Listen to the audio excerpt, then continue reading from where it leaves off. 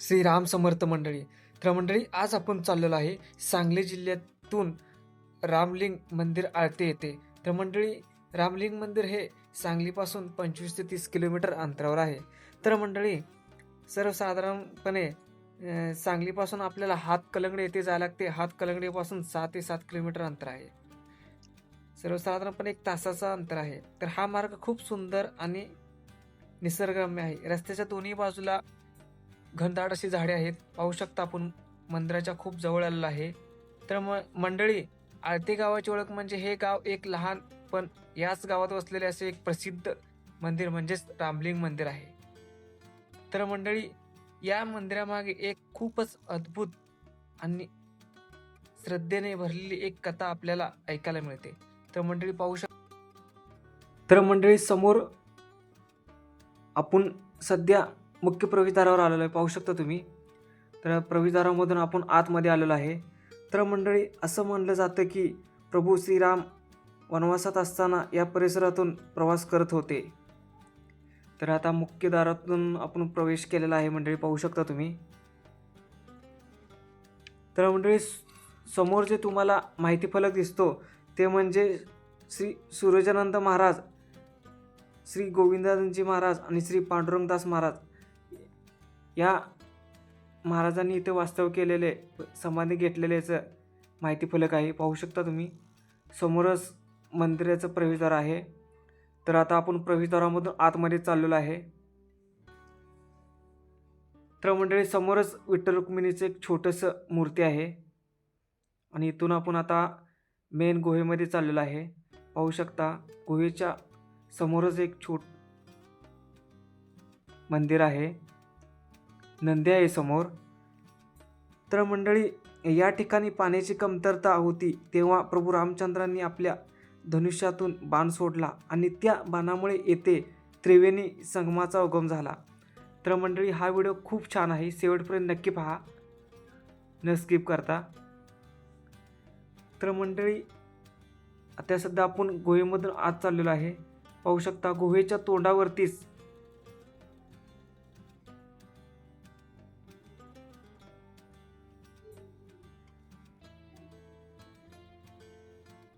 प्रभू हनुमानरायाचं मंदिर आहे. पाहू शकता तुम्ही. खूप एकदम प्राचीन असं हे मंदिराचं बांधकाम आहे. पाहू शकता तुम्ही. मंडळी, आपण गुहेमधून आत आलेलो आहे.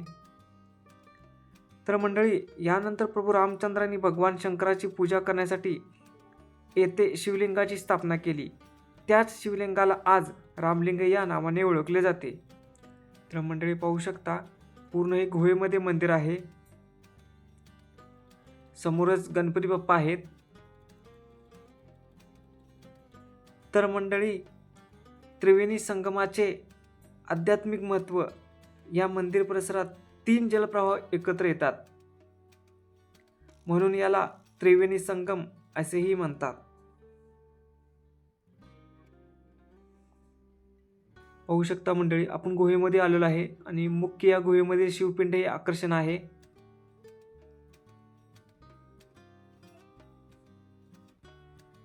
तर मंडळी, रामलिंग शिवलिंगावर सतत जलाभिषेक सुरू असतो. तिन्ही ऋतूमध्ये 24 तास जलाभिषेक सुरू असतो. तर मंडळी, इथे स्नान केल्याने पापशालन होते आणि मन शांती मिळते आणि एक सकारात्मक ऊर्जा अनुभवायला मिळते. आजही भाविक दूर दूरहून येथे दर्शनासाठी येत असतात. मला इथे आल्यानंतर खूप छान असे एक सकारात्मक ऊर्जा मिळाली. पाहू शकता, पाणी भिंतीवरून कसं पडत आहे. खूप मनाला शांती आणि आपलातून असं मंदिर आहे. मंडळी, एकदा नक्की भेट द्या या मंदिराला.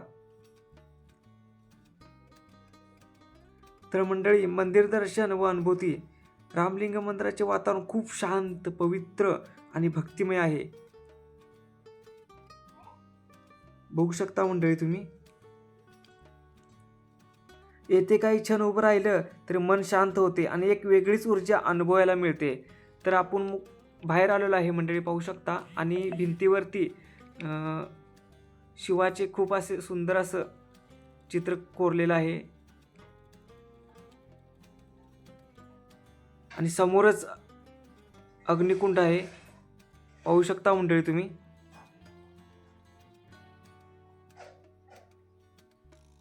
तर मंडळी, हे जे तुम्हाला चित्र दिसतात ते आहेत श्री सूरजानंद महाराज, श्री गोविंदासनजी महाराज.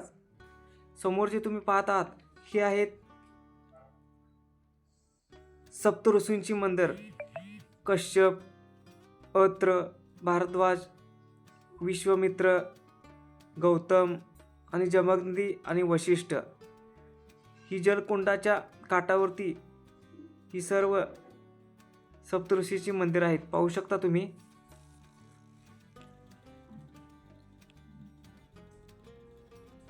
आणि मंडळी, समोर पाहता तुम्ही जलकुंड आहे.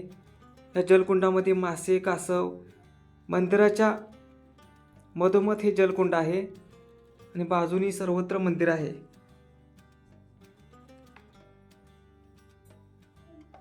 तर मंडळी, या गुहेमध्ये मात्र पाणी सतत पडत असते. ही प्रभू रामचंद्रांची अपरंपार लीला आहे असे म्हणावे लागेल. पाहू शकता वरून असं मंदिराचं एक स्ट्रक्चर आहे. तर मंडळी, हे एक शिवलिंगापैकी 108 शिवलिंगापैकी एक शिवलिंग आहे मंडळी, पाहू शकता तुम्ही. तसेच ही भूमी दक्षिण काशी म्हणूनही ओळखली जाते.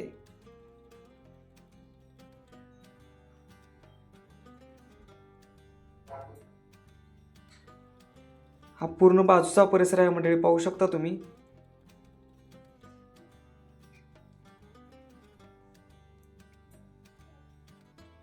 तर मंडळी, आपण सध्या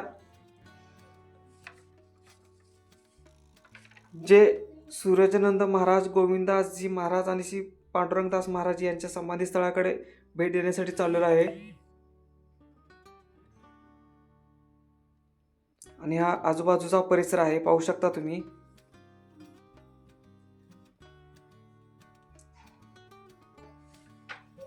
तर मंडळी, रामलिंग मंदिर आळते केवळ मंदिर नव्हे तर श्रद्धा, इतिहास, भक्ती आणि पवित्र संगम आहे.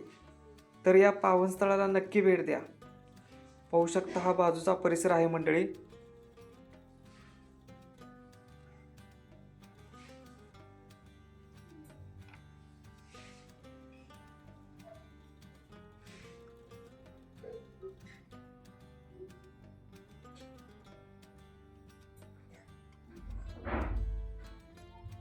तर मंडळी, आपण आता सध्या आलेलो आहे सूरजानंद महाराजांच्या समाधी स्थळापाशी.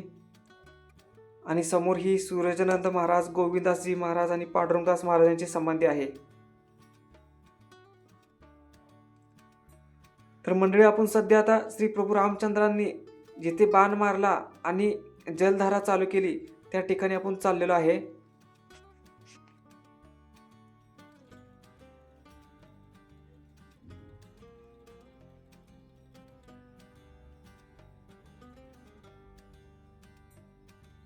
तर मंडळी, आता पाहत आहात आपण समोरच जिथे बाण मारला ती जागा आहे.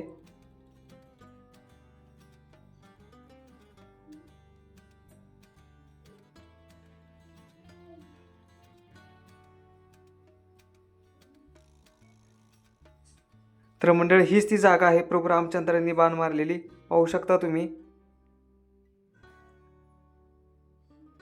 आणि हेच पाणी खाली शिवपिंडीवर पडतं.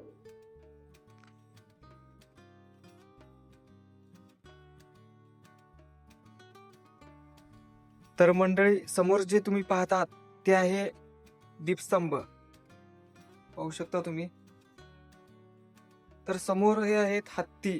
तर हत्तीला आपण खाऊ दिला आणि आशीर्वाद घेतला. हत्ती महाराजांनी आपल्याला आशीर्वाद दिला. तर समोर तुम्ही जी कमानी पाहतात ही आपल्या मंदिराची कमान आहे, पण आपल्या हिंदू मंदिरापेक्षा वेगळी आहे.